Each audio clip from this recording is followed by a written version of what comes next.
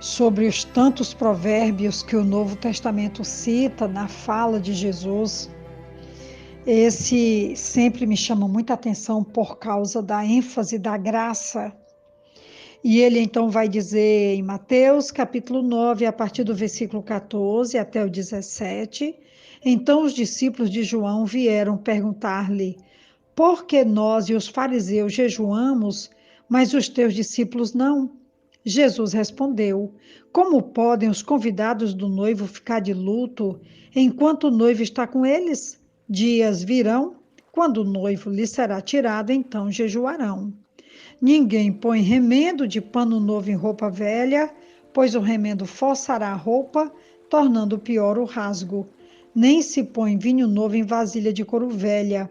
Se o fizer, a vasilha rebentará, o vinho se derramará e a vasilha se estragará. Ao contrário, põe-se vinho novo em vasilha de couro nova, e ambos se conservam. Esta parábola declara a impossibilidade de misturar o velho ritualismo da lei com a nova liberdade da graça, e também a impossibilidade de misturar o evangelho com o judaísmo. A igreja da Galácia estava passando por uma perseguição implacável dos judaizantes, e Paulo traz uma palavra que ela é muito propícia para o dia de hoje, quando nós vamos estar falando sobre a graça do Senhor. No capítulo 5 do livro de Gálatas, versículo 1, versículo 6 e versículo 13, ele diz: foi para a liberdade que Cristo nos libertou, portanto, permaneçam firmes e não se deixem submeter novamente a um jugo de escravidão. Versículo 6, porque em Cristo Jesus nem circuncisão, nem incircuncisão tem efeito algum, mas sim a fé que atua pelo amor. Versículo 13, irmãos, vocês foram chamados para a liberdade, mas não usem a liberdade para dar ocasião à vontade da carne, ao contrário, sirvam uns aos outros mediante o amor. E no versículo 14 ele vai dizer: toda a lei se resume num só mandamento: ame o seu próximo como a si mesmo. Como eu já falei anteriormente, a igreja da Galácia estava passando por uma perseguição terrível, e Paulo vai estar trazendo aqui um esclarecimento, uma clareza, como nós entendemos que Paulo trabalhou a questão da graça de forma tão extraordinária. Eu não poderia deixar de citar esse texto de Gálatas 5, 1, 6, 13 e o 14. Também estive dando aqui uma olhada na Bíblia do pastor Rousseau Shedd.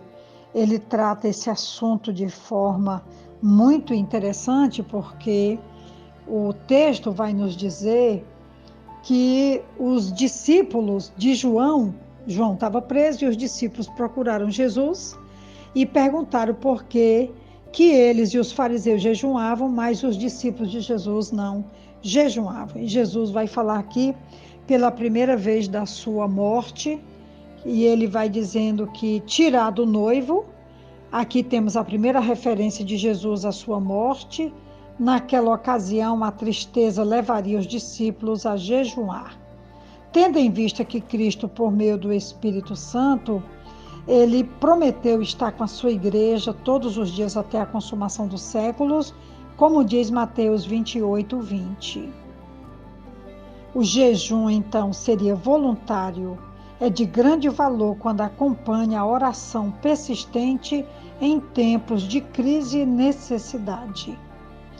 Com relação à parábola da veste e do vinho, ele vai trazer aqui o pastor Rousseau Shedd. Ele diz que a veste nova, como seria pura tolice estragar uma veste nova para mal remendar uma velha. O novo caminho da liberdade na salvação em Cristo não deve ser estragado com velhas cerimônias inúteis do judaísmo. Ainda que o Novo Testamento esteja intimamente relacionado com o Velho, como seu cumprimento, não se pode confundir a sombra com a realidade, como eu já citei em Gálatas 5, 1, 6, 13 e 14. Com relação ao vinho e aos odres velhos que não contêm o vinho novo, porque vai arrebentar, nós temos aqui que o couro dos odres perdia o poder de esticar. Se vinho novo fosse colocado neles, a pressão acumulada pela fermentação romperia as peles. O vinho novo tipifica a alegria e o poder da fé cristã. Os odres velhos representam as formas e os rituais do judaísmo. Vinho novo precisa de odres novos. Não adiantava para os discípulos de João e os fariseus colocarem os seguidores do Senhor sob a escravidão do triste jejum, como fora praticado. A alegria e a efervescência da nova vida proposta por Jesus devem ter permissão para se expressar. O cristianismo sempre sofreu devido às tentativas do homem de misturá-lo com legalismo. O Senhor Jesus ensinou que os dois são incompatíveis. A lei e a graça são princípios opostos.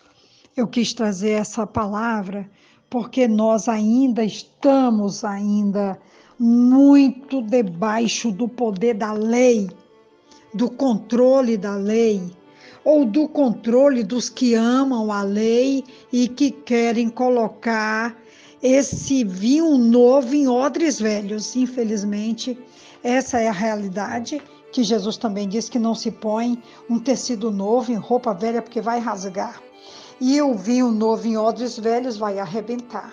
E é isso que acontece se nós pegarmos a graça do Senhor Jesus, o estilo de vida que o cristianismo propõe e colocar debaixo desses cuidados da velha lei ou da velha ordem.